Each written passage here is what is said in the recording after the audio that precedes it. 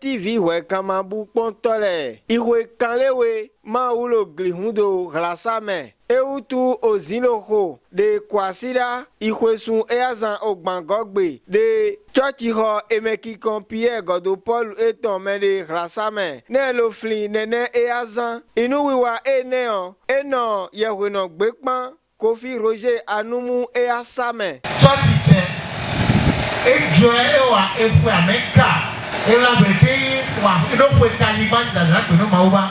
Do mo yo vo no anniversaire lo se no sa. Dia na meu anniversaire sa. Mo do anniversaire. Abu ahagagao. Abu champagne we. Agachi okuro ina go po. E ka bo mo ju yo da. Wa wa hala anu. Wa du gato, anu moru, anu rao, anu agajo. Ino re mo wa ya fo ni jamro le ahawa mo. Wa pe ni ba mo njire. Do mo jigbe sanubo apedodo ma we yi. Number 1 na o de kare. Dada pe na na wa never ba. Na chi do apere de je mo na ye ba. Inata do yi ba le pe. Do ta yo oji de video e ka ga ko ka egbe so ni chere. De ba no me ha oji medo we ti ka do egbe so. Medo ko le ka do ko ve. For mauna irasame po ye choji e so pe ka gbe. Ye do ko le ka e ba do pe amato ameo amewi ato amewi ese no a e be idoji a wi vo ato e be ya e be ya ba ko le ka ba ko ve ba ko to ba ko ne ba ko ato esuba ba umo ya gbe idoji ba ko ande ba ko atre ba ko yi e kota ba ko shireke keke ba mo ye ka ya dakpe no ma u ya dakpe na po ito Churchi lo ton mi kanho umele emodo ho gonami. Kekpe Grégoire, vraiment je suis satisfait personnellement et je sais que Dieu est avec nous à Arlasame parce que qui lui cru 40 ans d'anniversaire, 40 ans de passé et puis nous nous retrouvons à ce niveau où nous on s'inquiétait mais c'est un miracle de voir tant de monde à cette fête. Et je n'ai pas les mots pour qualifier cela. Très succinctement, je dis, moi je suis spécialement satisfait et je remercie Dieu pour tout ce qu'il fait pour le bonheur des hommes.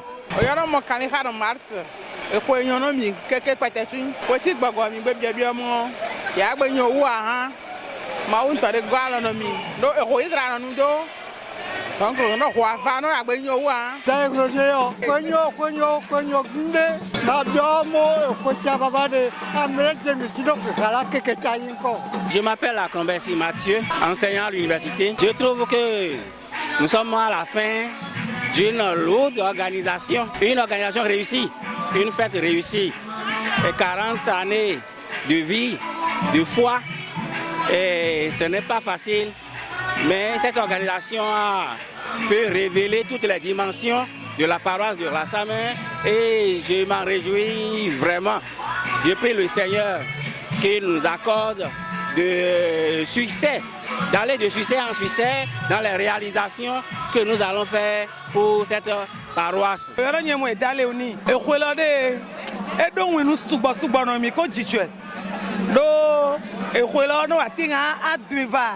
Un chaque année wa du anyo din do mi o me vevi cho bu do mi de ni koko ibu do mi de nya fi ore o mi je shi do gbo ko ipota va to mi va do mi mero e gben keke meti mi dogo do ko cheru ko e de fi mi je chame supo mi je shi mi o fo bi o no vi o chi o mi o koro o no gbe mesa le mi o fada gan abe chaula supo e de muno mi je chame supo les gben keke me dotaro e ko lo e vivi dépassé ko se gala de mi anu no amo le donse ajagba no ko de lo mere no na be gangan a chana mi agbe togo agbe wa picnic ya nya popo ki mi a continuer ko ya adro rapete o no mi o ko se chan abe rungu vina me sugbo le sigbere ran church catholique va rungu viva de français bume o tigbe ya me va be chamba je si church nti church ni dagbe chi le mere o egbe to chan de nene nu fio subo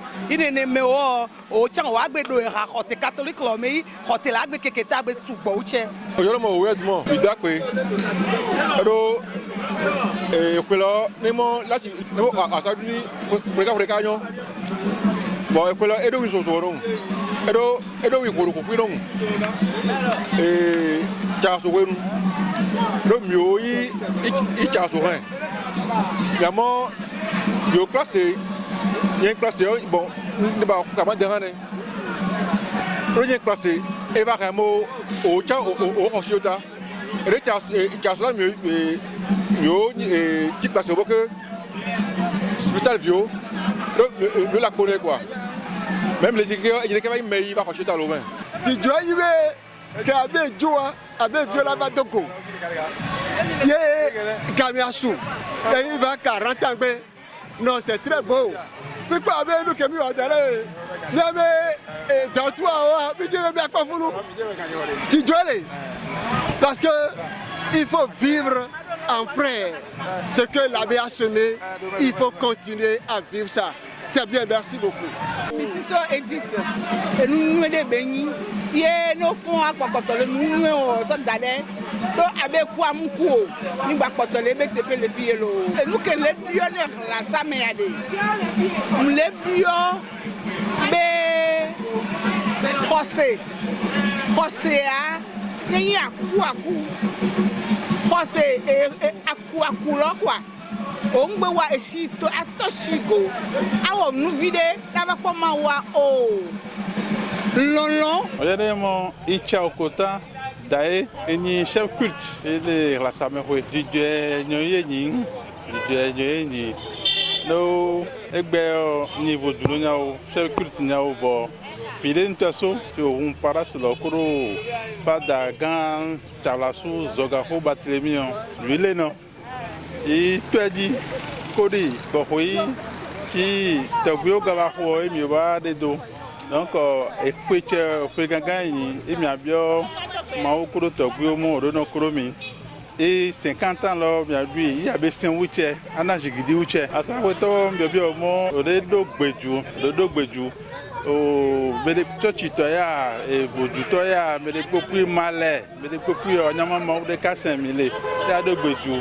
Et nchibe ni nkoi à ça, mais plein de nos dieux, aweni, yayi. Nkoi no milo. C'est Jeanne Manouche. Moussoni Zoumé. Mi do akpene maou.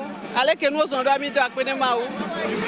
Von vide ke les menaçants tigbe dila janeria maou padu alote. Et non pas tale zone papa mi do akpe. Chogbe Justine Trinité. Sora Same. EPA. Le ke nkwedwa. Le ke bele ido bi bia munyiran. Lo ga ke me church le ja ivobonwa.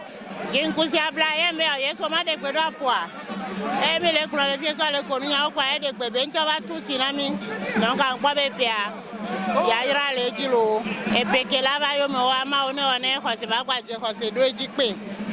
Avec on va le mois de juin, on est bas fond doté.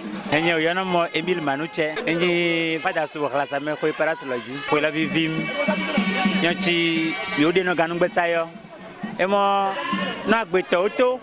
Et David, il boit de du moqué, il n'y a pas de no doit no mawa, il n'y a pas mais d'acqué, mais pas du duel.